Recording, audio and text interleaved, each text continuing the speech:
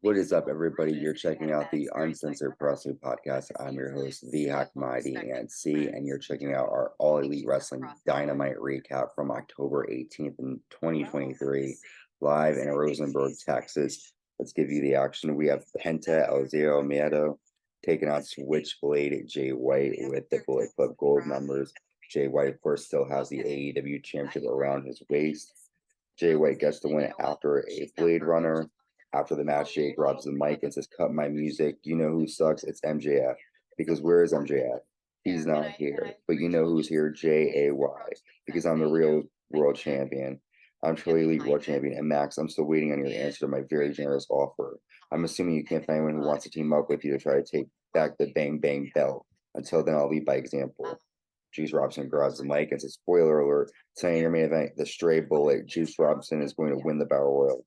After winning the right to face MJF for this Dynamite ring, we're going to take his ring and we're going to pawn it. I'm getting another gold tooth."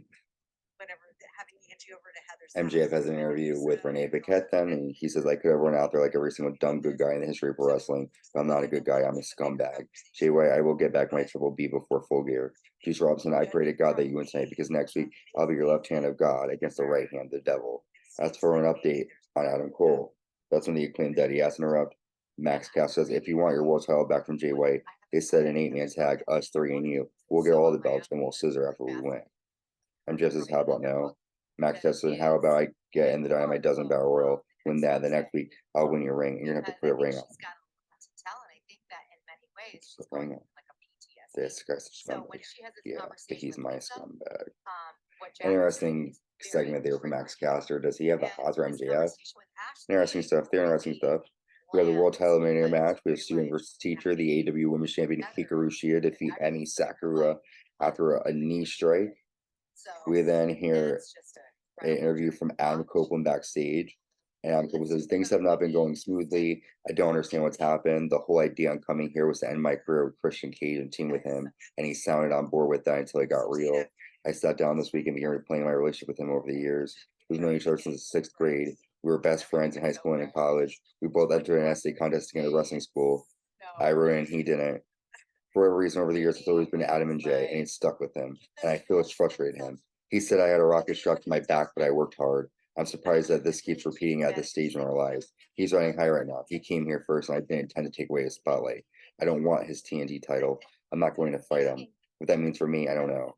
One thing I do know is eventually Nick Wayne and Luchasaurus are going to leave him high and dry, and I'll be there to pick them off."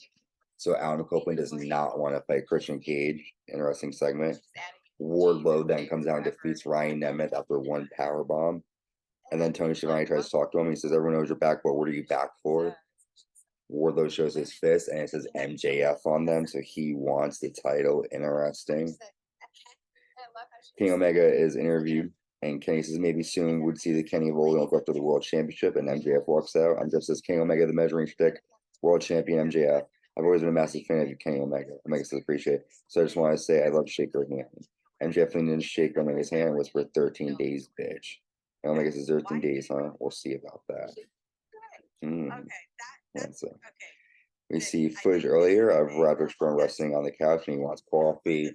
He spits it out and he makes Adam Cole make him a PB&J sandwich. Cole leaves and Roderick Strong realizes that to become friends with Adam Cole, again, he needs to be nice to that scumbag MJF. Don Callis is down in the ring with Hobb and Takesuke. And Callis has got something to say. Last week, the Don Callis family made history. Because in over 30 years, one of the greatest careers of all time, Chris Jericho has never been manhandled like he was last week. Because last week, Will Hobbs broke Chris Jericho in half.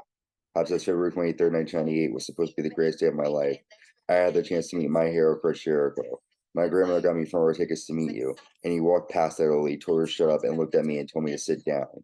25 years, Chris, I held on frustration. I swore the day I got to whoop you, I was going to hurt you over and over and over. And as I looked at you, Chris, you were lifeless. So what did I do? I picked you up and gave you a spine buster after spine buster after spine buster. I loved it. All Will Hobbs' life has been told people who supposedly love him to bottle up the hate and violence. Well, now Will has a new family, and we don't tell you to bottle up. We tell you to be what you are, and he's a killing machine, and we are not done with Jericho. We will unleash Will Hobbs on AEW. I had a scab, and then Kyle Fletcher comes out. and he argues with Don Callis over Kenny Omega, and then we see Kenny Omega defeat Kyle Fletcher with a one-winged angel. We then see the Murder Hawk Monster, Lance Archer defeat Barrett Brown. Prince Nas, George Strickland, and Streets Nas is some of the top rappers that have been here, and now you get to release the remix of the Big Pressure video this Friday when it's night time. Stress is why am I not excited? Because I should be celebrating my music video along with being the TNT champion. There's only one reason I'm not, and it's because of Hangman Page. It's Swerve versus the opportunity, but now it's personal. Nobody cares less about life than me. Just remember this, it's not always you that pays for your actions.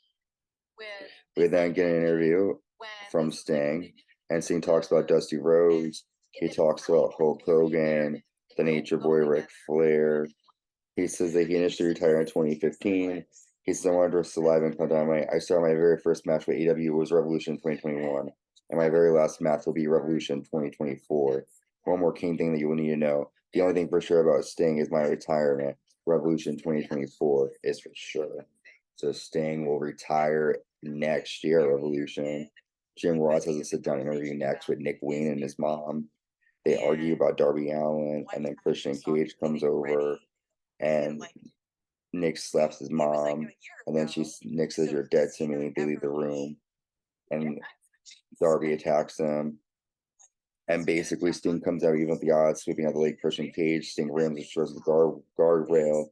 Sting went to apply the Scorpion Deathlock on Christian, but Luchasaurus pulled Christian out of the ring. So, a lot of crazy stuff happening here with Sting. Then we have our main event, the Dynamite Dozen Battle Royal. Juice Robinson gets the win. And it's official 1 week from tonight. It'll be Juice Robinson against MJF for the Dynamite Diamond Ring.